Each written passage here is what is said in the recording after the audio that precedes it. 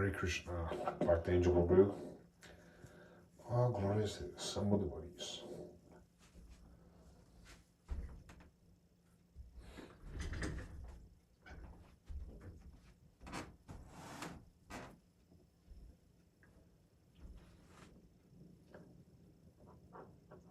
All glories to Srila Prabhupada.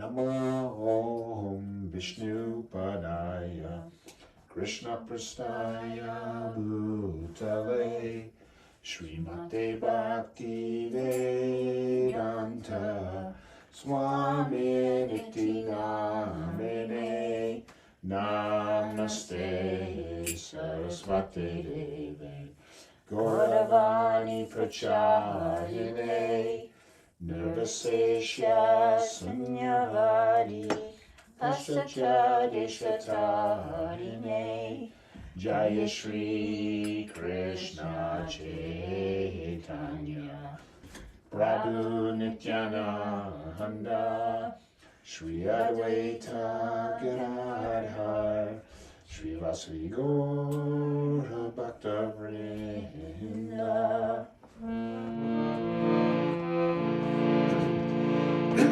Hare Krishna, Hare Krishna, Krishna Krishna, Hare Hare, Rama Rama, Hare Hare, Hare Krishna, Hare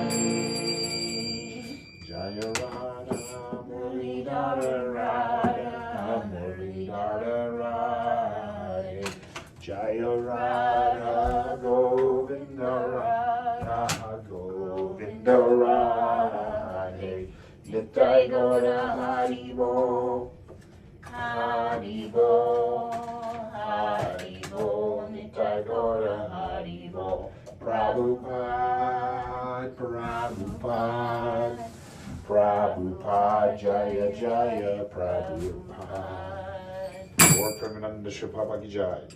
All glories to the assembled devotees. Reading from Bhagavad Gita as it is by His Divine Grace A.C. Bhaktivedanta Swami Srila Prabhupada.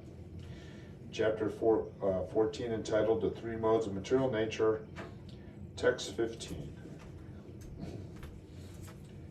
Rajasi pralayam gatva Rajasi pralayam gatva karma sangishu jayate tata pralinas tamasi muda yonishu jayate. Translation. When one dies in the mode of passion, he takes birth among those engaged in fruitive activities, and when he dies in the mode of ignorance, he takes birth in the animal kingdom. Purport by His Divine Grace Srila Prabhupada. Some people have the impression that when the soul reaches the platform of human life, it never goes down again. This is incorrect. According to this verse, if one develops the mode of ignorance, after his death, he is degraded to the animal form of life. From there, one has to again elevate himself by evolutionary process to come again to the human form of life. Therefore, those who are actually serious about human life should take to the mode of goodness, and in good association transcend the modes and become situated in Krishna consciousness. This is the aim of human life. Otherwise, there is no guarantee that the human being will again attain to the human status. Srila Prabhupada Ki Jai. Again, it's the 16th chapter of Bhagavad Gita. We'll learn later the divine and demoniac natures. It explains how persons who have demoniac qualities, who live whimsically, not following the regulations of scriptures, in other words, not following Srila Prabhupada, attain lower births and further material bondage. But those with regulated lives and with divine qualities gradually attain spiritual perfection.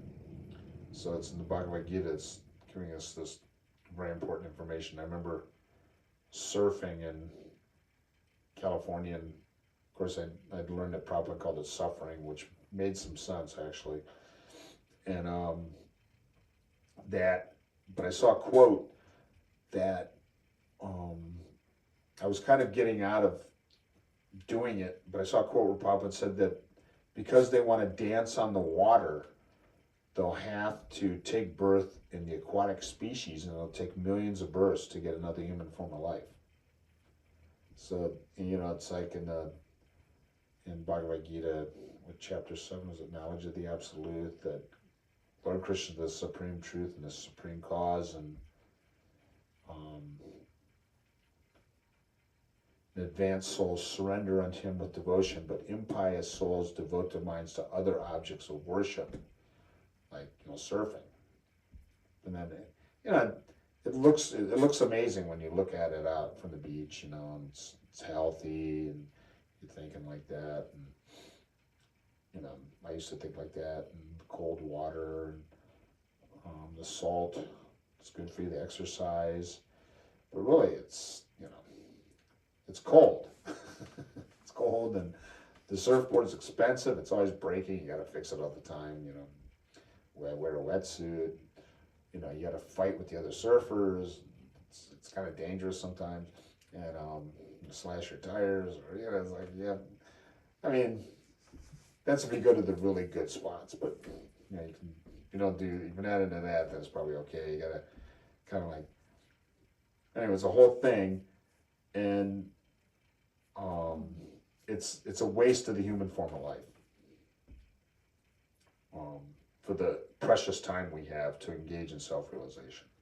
That was the point. But it was interesting because it's the sport of kings, and Prabhupada's walking on the beach in Hawaii or in Venice Beach. He's noting that this is Maya, this is illusion. It's not happiness. When he said suffering, it's true because it's very cold and it's very tiring, and you get rashes and cramps and injuries. The water's cold, and a lot of surfers, they take intoxication. Then it's nice. Smoke a lot of marijuana or drink a lot of alcohol. Yeah, this is great fun. It feels good when you christen it with those intoxicants. But otherwise, it's like, it can be like, okay, I'm very athletic and I'm health minded. There's that kind of like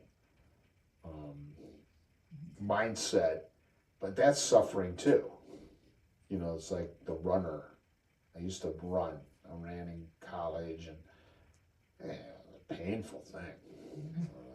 But you're thinking, oh, I'm healthy. But Prabhupada said, no, you're not healthy. You're actually reducing your life because you have a certain number of breaths. So when you run, you're breathing quicker and shortening your life. So scientifically, they don't agree. Oh, no, this is better for you. Much better. Prabhupada, the pure devotee, puts us on the right path. And we just have to humbly surrender to him.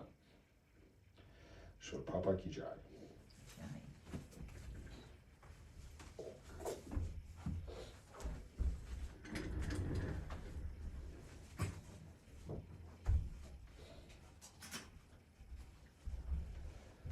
We can only learn from Srila Prabhupada what's good for us.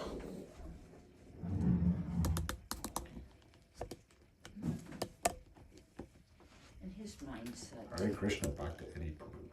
Hare Krishna. And all the other Sangha devotees, Angel Prabhu, and the other internet participants on YouTube. Thanks for joining. Shri Shri Radhamaya Radhagovinda Gaur Premananda Shri Prabhupada Ki Jai. All glories of the Sangha devotees. Hare Krishna. Hare Krishna, Bhakta Angel. Good night. Yep.